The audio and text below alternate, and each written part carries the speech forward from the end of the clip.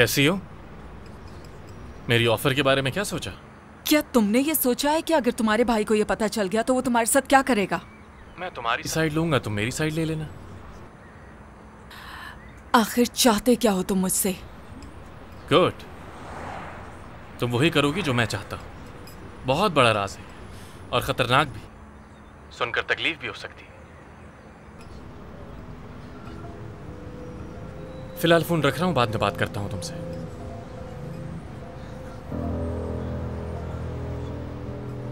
Welcome. यहाँ आने के लिए बहुत बहुत शुक्रिया। बैठिए प्लीज। नहीं, मुझे ब्रेक खत्म होने से पहले वापस जाना है। आप पापा के बारे में कुछ बताना चाहते थे, तो क्या बताना चाहते थे आप मुझे? सब कुछ तफसील से बताऊंगा, लेकिन बैठिए तो सही प्लीज। देखो, मैं तुम्हारी आपा का बहुत पुराना दोस्त हूँ, यूनिवर्सिटी से जानता हूँ। मैं बहुत बीमार भी हूँ।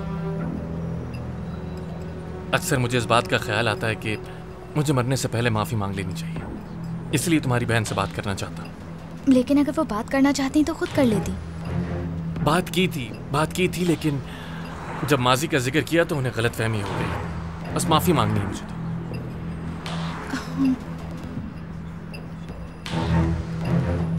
मैं शाम को बात करूंगी उनसे, अगर उनकी मर्जी हुई तो वो कॉल कर लेंगी। मेरे पास वक्त ही तो नहीं। मैं आज रात की फ्लाइट से मुल्क से बाहर जा रहा हूँ इलाज के लिए।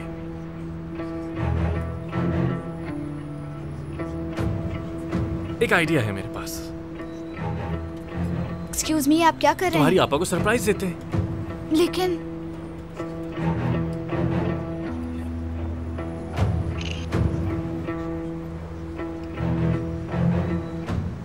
चलो ये आपा को सेंड कर दो। नहीं, उन्हें बिल्कुल पसंद नहीं आएगा, वो गुस्सा करेंगी। अरे हमारी अब आपस में इतनी भी नाराजगी नहीं है, डरो नहीं, सेंड कर दो।